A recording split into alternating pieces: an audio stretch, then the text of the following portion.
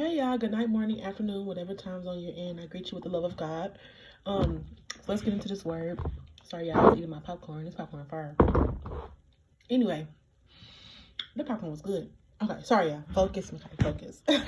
um, so the Lord was just kind of speaking to me um about Genesis chapter 2, and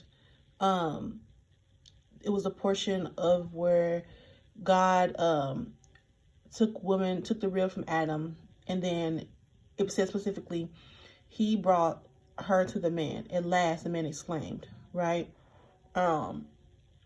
So nowhere in there, I was reading and I was just like, God, nowhere in this word did you even say that Eve went to wake Adam up.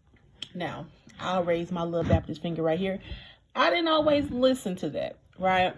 I've always been a very I'll go do it.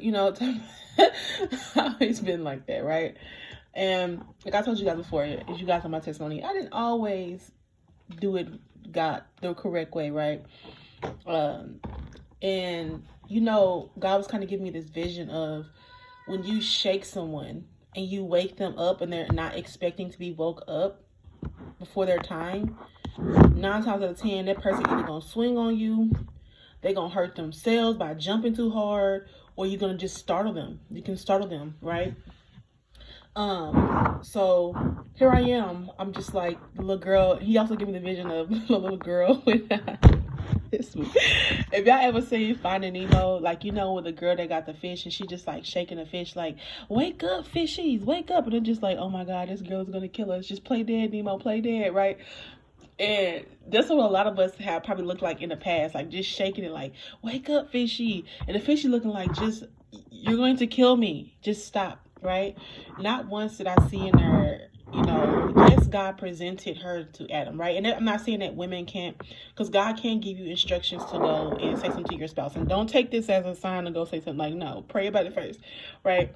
God can tell you to reach out, that's not my case, but God will be the one to bring you before your spouse. Like you're not supposed to go and wake him up. You're not supposed to try to awaken love before it's time. Even when you start dating, this rule still applies. Adam and Eve, even though they know they were made for each other, they didn't try to go and shake love, to shake that person before it's time. Like some of us may enter into friendships first, and that's okay, right? Some of you guys, it's going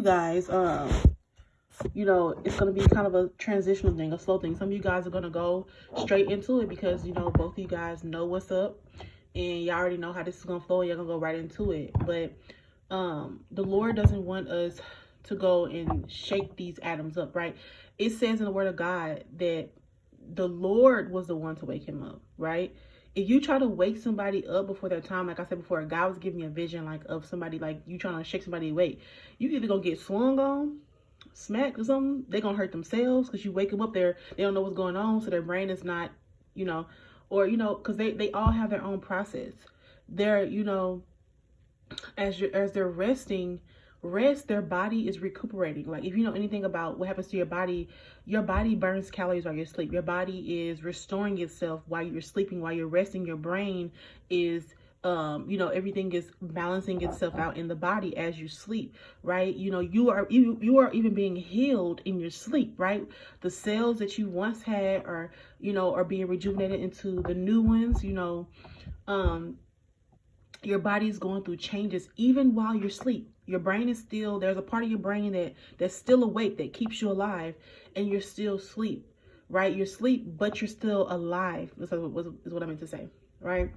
So you don't need to go and shake these atoms like, wake up, come reach out. This isn't like, no, you don't need to do that. Like the Lord can speak to his sons, right? The Lord knows how to talk to his sons. Your spouse hears from God. You don't need to go and shake it up and just because out of impatience. Imagine if God would have made Eve and she would have hurried up and ran to try to go and wake Adam up. Adam was in the middle of having his rib closed up. God was sealing his rib back up, right? He was healing from that surgery, right? So a lot of, even these men, maybe they're going through their season of healing. Maybe God is dealing with them concerning certain things, right? That can't go into the next season. Not granted, you guys are not going to be full-on fledged perfect. That's not going to happen, because all of us need Jesus. We're going to continue to need Jesus. We are imperfect people that need God, right? Or in the words of Apostle Eli Lasky, he said it was so good. He said, "We have God." Ooh, that has changed. Ooh, I feel the wind on that. I get excited when I heard that, because that was just so good. We have God, right? So because we have God, we know that with him, we're made whole. With God, not with our spouse, but with God, we're made whole, right? So you don't need to shake these men. These men are fully capable of hearing the Lord. They're fully capable of communicating with God and knowing when God is speaking with them concerning something, right? So we don't need to do that. We don't need to do that. So I have another word actually coming after this. But this is a word, like a random word the Lord was speaking to me concerning this, right? All right. So I love you guys. Be blessed. Bye. Sorry, I was looking at something else.